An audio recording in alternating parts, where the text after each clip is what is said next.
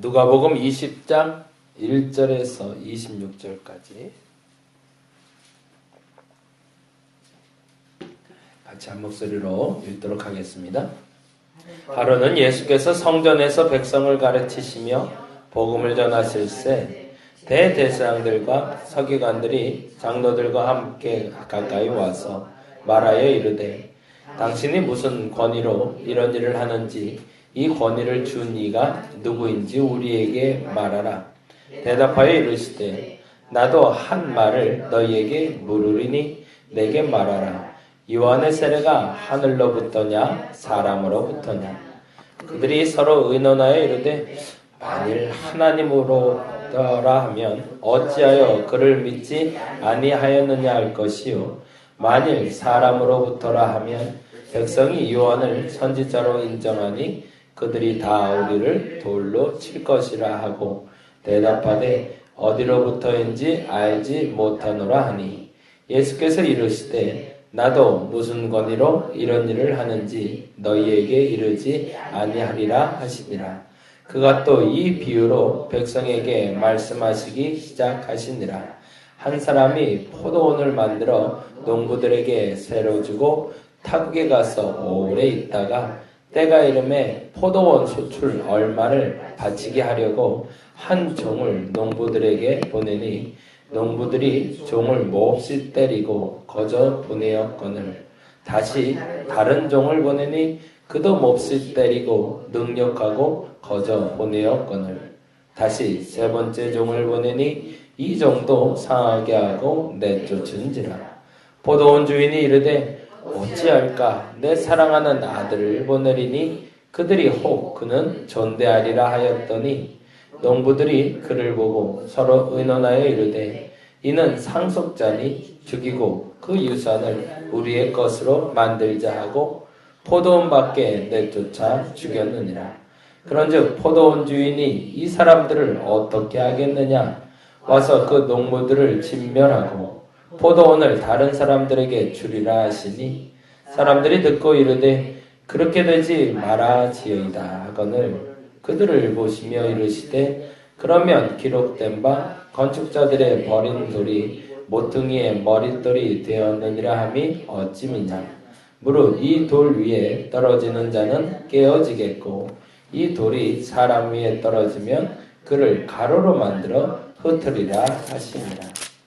서기관들과 대제사장들이 예수의 이 비유는 자기들을 가리켜 말씀하시는 줄을 알고 즉시 잡고자 하되 백성을 두려워하더라.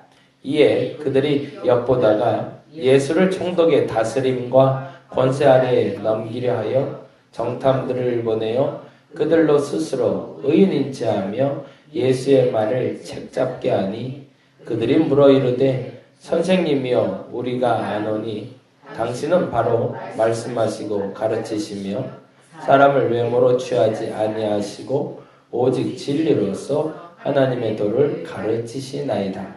우리가 가이사에게 세를 바치는 것이 옳으니까 옳지 않으니까 하니 예수께서 그 관계를 아시고 이르시되 데나리온 하나를 내게 보이라. 누구의 형상과 글이 여기 있느냐? 대답하되 가이사의 것이니이다. 이르시되 그런즉 가이사의 것은 가이사에게 하나님의 것은 하나님께 바치라 하시니 그들이 백성 앞에서 그의 말을 등이 책잡지 못하고 그의 대답을 놀랍게 여겨 침묵하니라. 아멘. 아멘.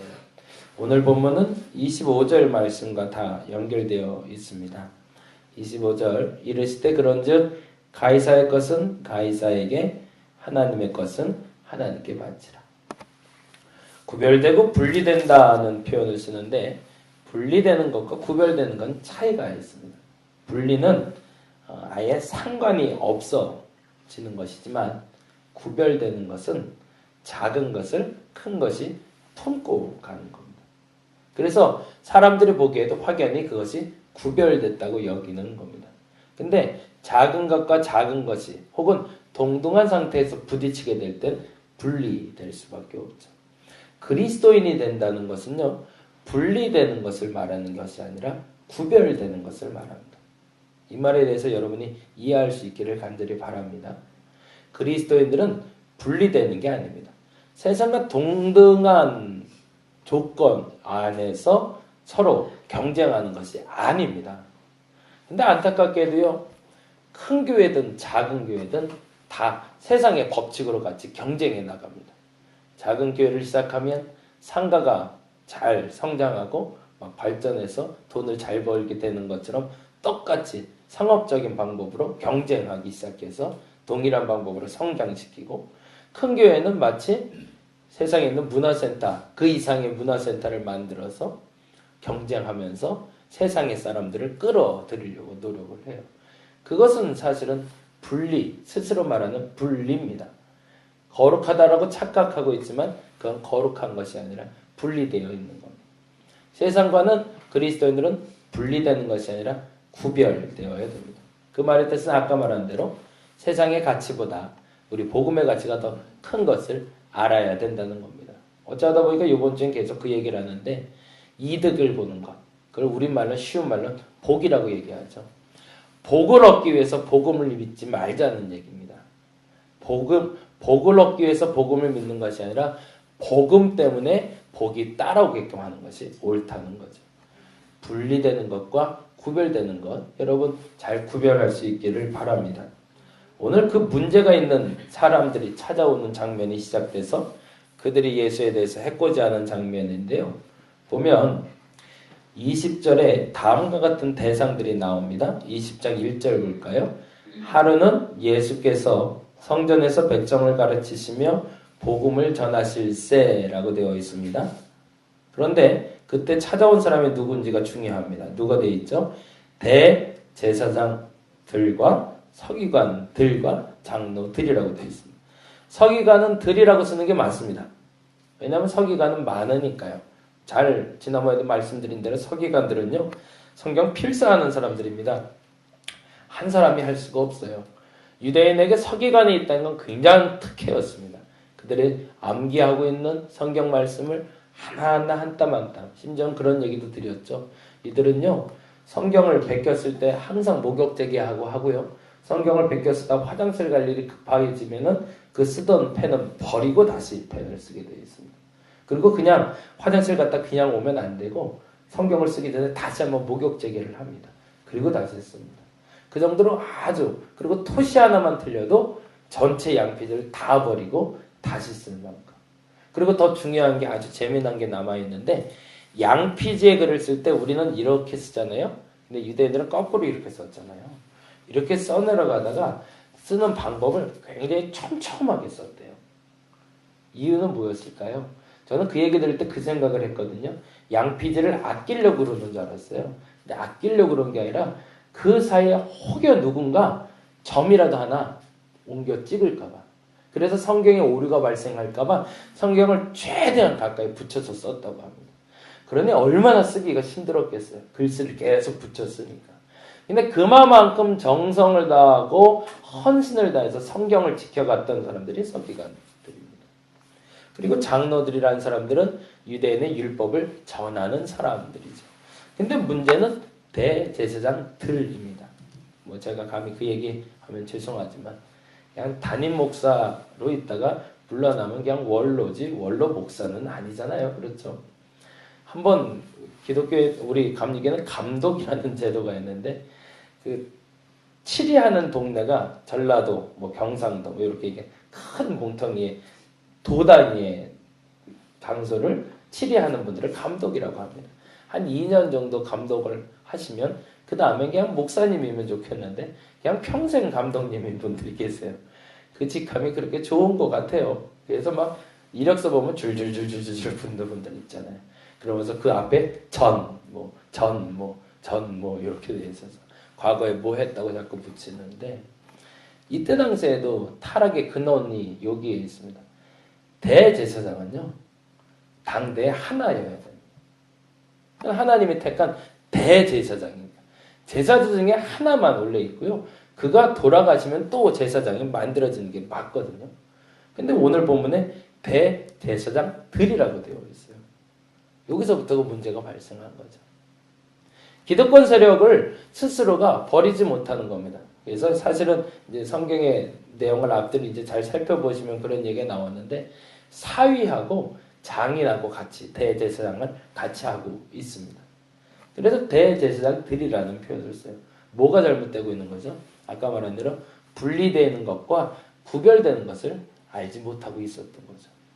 세상에서 갖고 있는 직책처럼 마치 하나님이 주신 것도 직책으로 착각하고 있는 겁니다.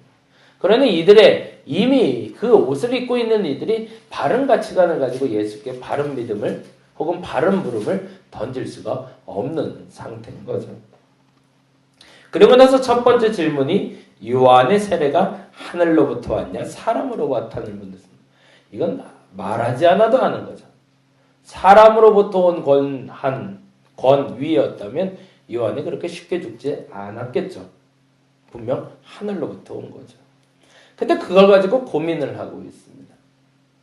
그때부터가 문제인 거죠. 우리 스스로도 마찬가지입니다. 여러분이 문제를 가지고 고민할 때 그 문제가 정말 고민할 문제인지도 한번 생각해 보시기 바랍니다. 지금 앞으로 계속 얘기할 얘기긴 하지만 결론부터 얘기하자면 11조는 고민할 문제가 아닙니다. 얼마를 헌금을 할 것이냐? 그건 사실은 고민할 문제가 아닙니다. 가이사의 것은 가이사의 것일 뿐이고 하나님의 것은 하나님의 것입니다.